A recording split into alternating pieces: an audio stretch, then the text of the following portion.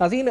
जो एक पूरी मुनज़्ज़म तरीके से एक पूरी अप्रोच अपनाई गई, हमने देखा कि पहले तो पाकिस्तान तहरीक इंसाफ जो बड़े क्लैरिफिकेशंस दे रही है कि जो GSP प्लस स्टेटस के हवाले से UNHR में बानी PTI के साहबजादे कासिम सुलेमान और उनके साथ जो जुल्फ़ी बुखारी और मौजूद थे, तो वो तमाम जो इस वक्त जो तमाम तौजी और तमाम क्लैरिफिकेशंस आई हैं वो अपने आप ज़मीन बोस हो गई हैं, क्योंकि उसके बाद से लेकर अब तक जितनी क्लैरिफिकेशंस वो दे रहे हैं वो मामला और ज़्यादा मुतनाज़ा हो रहा है। और ताजी बरादरी बड़ा वाज़ेह मौक़िफ़ दे चुकी है कि जो सोशल मीडिया पे GSP प्लस स्टेटस से बहस हो रही है तो आप इस बहस में ना पड़े, क्योंकि इसका पाकिस्तान की नेशनल सिक्योरिटी, पाकिस्तान की इकोनॉमिक सिक्योरिटी से ताल्लुक है। लेकिन PTI वो जमात है या वो तबका या वो कल्ट बन चुका है जिसको इस वक्त पाकिस्तान की सालमियत, पाकिस्तान के माशी इस्तेहकाम, पाकिस्तान के सियासी इस्तेहकाम से कोई लेना देना नहीं है। वो कहते हैं कि अगर हमारा बंदा वज़ीर आज़म, ये किसी की भी अगर सोच हो जाए कि अगर हमारी जो शख्सियत जिसको हम पसंद करते हैं वो अगर इस मुल्क का सरबरा है तो ये मुल्क है, अगर वो मुल्क का सरबरा नहीं है तो हमें इस मुल्क से कोई लेना देना नहीं है। तो इस सोच के साथ ये अमली तौर पर जो है इस वक्त पाकिस्तान तहरीक इंसाफ को डिपेंड कर रही है। अच्छा, कल से लेकर अब तक क्योंकि GSP को लेकर उन्होंने कहा कि हमने उस स्पीच के अंदर ये अल्फाज अदा नहीं किए, तो जनाब ये जो पूरा सजाया गया था, ये जो पूरा कॉन्फ्रेंस जो कॉल्ड नाम नेहाद बानी PTI इमरान खान रिहाई कॉन्फ्रेंस थी, इसका जो असल मकसद या मोटो या ऑब्जेक्टिव था वो ये था कि इस कॉन्फ्रेंस के अंदर वो ये जो GSP प्लस स्टेटस है उसमें ह्यूमन राइट्स वायलेशन के हवाले से बात कर सकें। और इसमें आप ये देखें कि आरिफ अजाकिया से वो मुलाकात करते हैं। आरिफ अजाकिया पाकिस्तान के खिलाफ जहर उगलता है। उसके अलावा जिस शख्सियत के साथ वो बैठे हुए हैं वो BNM यानी BLA की ज़ेली तंजीम का एक सरकर्दा रहनुमा है जो फिर दोबारा ह्यूमन राइट्स वायलेशन की एलिजेड बात करता है। और ये तमाम जो बयानिया ये अपने अब्बा के हवाले से बनाते हैं जो गोल्ड स्मिथ के नवासे हैं, तो ये पूरा बयानिया बनाकर ये कोशिश ये की जाती है कि UNHR में ये दिखाया जा सके कि पाकिस्तान ह्यूमन राइट्स वायलेशन कर रहा है। तो उसका मकसद क्या था? मकसद ये है कि अगर एलिगेशंस प्रूव हो जाए ह्यूमन राइट्स वायलेशन की तो पाकिस्तान का GSP प्लस स्टेटस मुतासर हो जाए और पाकिस्तान के एक्सपोर्ट्स शिपमेंट मुतासर हो, एक्सपोर्ट ऑर्डर्स मुतासर हो और अल्टीमेटली यहाँ पे जो इकोनॉमिक एक्टिविटी जनरेट हो रही है, जो लोकल प्रोडक्शन है, फैक्ट्रीज है, एम्प्लॉयमेंट है, ये तमाम जो इस वक्त है ये सबोताज हो जाए, माशी अदम इस्तेहकाम पाकिस्तान के अंदर आ जाए और पाकिस्तान किसी तरह डी ट्रैक हो जाए इस वक्त इस्तेहकाम के सफ़र से।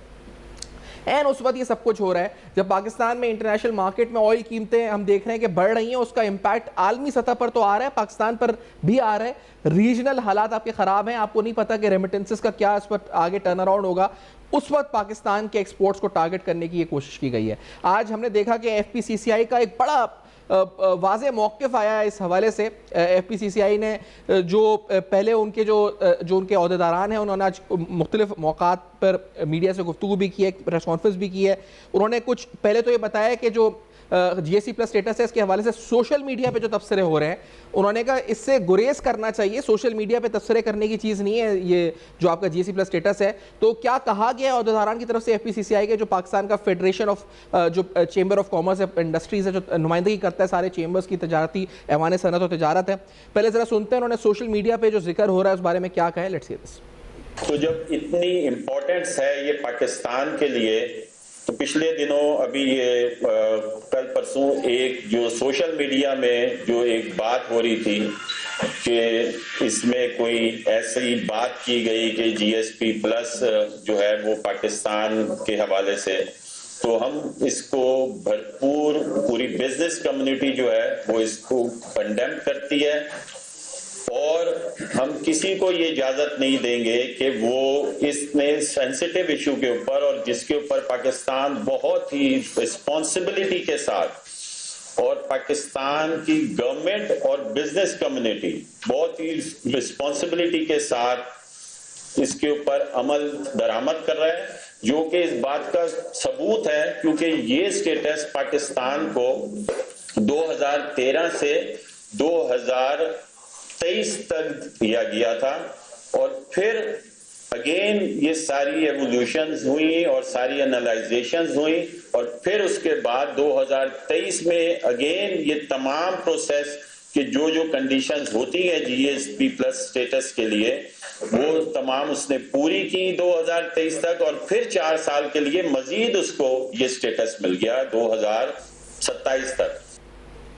अच्छा, इसके साथ साथ हमने देखा कि उन्होंने ये जिक्र भी किया कि किस तरह पाकिस्तान के एक्सपोर्ट्स के हवाले से ये समझना बड़ा ज़रूरी है कि अगर जीएसपी प्लस स्टेटस के खिलाफ कोई साजिश होती है या उसको मुतनाज़ा बनाने की कोशिश होती है तो इसका डायरेक्ट इम्पैक्ट हमारे एक्सपोर्ट से पड़ता है, क्योंकि हमारे एक्सपोर्ट्स इंटरनेशनल मार्केट के अंदर कंपेटिटिव नहीं रहते। अगर एक्सपोर्ट्स गिरते हैं तो डेफिनेटली यहाँ पे जो लोकल प्रोडक्शन यानी जो आपकी फैक्ट्रीज हैं या जो आपको एक्सपोर्ट यूनिट्स हैं उनकी पैदावार मुतासर होती है अल्टीमेटली, जो कि एक एम्प्लॉयमेंट क्राइसिस पाकिस्तान में क्रिएट कर सकती है। और यही बात है जिस वजह से लोग कह रहे हैं कि जीएसपी प्लस स्टेटस को नुकसान पहुंचाना ये किसी सियासी जमात, अगर आप अपने मफाद के लिए कर रहे हैं तो आप मुल्क को, मुल्क की सालमियत को, मुल्क की माशी सालमियत और माशी इस्तेहकाम को नुकसान पहुंचा रहे हैं। तो एक्सपोर्ट्स के हवाले से जो डिटेल्स दी हैं एफपीसीसीआई ने वो क्या है, जरा वो भी सुनाते हैं। Let's say this. अगर हम इसमें अगर मैं जीएसपी प्लस को बताऊं तो इसमें यूरोपीय मार्केट फ्री एक्सेस जो है वो जीएसपी प्लस है। इसमें अभी तक पाकिस्तान की जब पहले 2013 में जो यूरोप को एक्सपोर्ट्स थी वो 3.5 बिलियन थी और जीएसपी स्टेटस मिलने के बाद और अब 2025 तक जो है वो तकरीबन 8 बिलियन यूएस डॉलर हो चुकी हैं। तो इसका मतलब ये है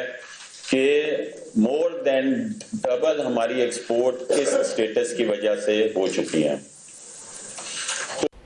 अच्छा, मसला ये है इस वक्त कि पाकिस्तान की तारीफ, पाकिस्तान की कोई माइलस्टोन, चाहे वो डिप्लोमेटिक माइलस्टोन हो या इकोनॉमिक माइलस्टोन हो, उसको देखते या उसका चर्चा होते हुए पाकिस्तान का या पाकिस्तान कोई भी माइलस्टोन अचीव करता है, वो इनकी आंखों को जो ऐसा चुभता है, वो चाहे इंडियन मीडिया हो या वो यहाँ पर एक तबका खास, एक कल्ट हो जो कि एक शख्सियत को इतना ज़्यादा इस वक्त अपने सर पे उन्होंने चढ़ा लिया कि पाकिस्तान उनके लिए अब इस वक्त कोई सामने, वो पाकिस्तान को बाला तक रखकर इस वक्त अपने मफादात का फैसला करने लगे। तो मैं आपको ये बताऊं कि पाकिस्तान की जो सिफारती और पाकिस्तान की खारजा उमूर में जो कामयाबियां हैं उसका चर्चा रिसेंट जो क्राइसिस है उसमें तो आपने देखा ही है कि भारतीय मीडिया में हो रहा है, इंटरनेशनल फोरम्स पे हो रहा है, लेकिन ग्लोबली अगर आप देखें तो तारीफ वो होती है जो कि दुश्मन भी करे। शशि थरूर,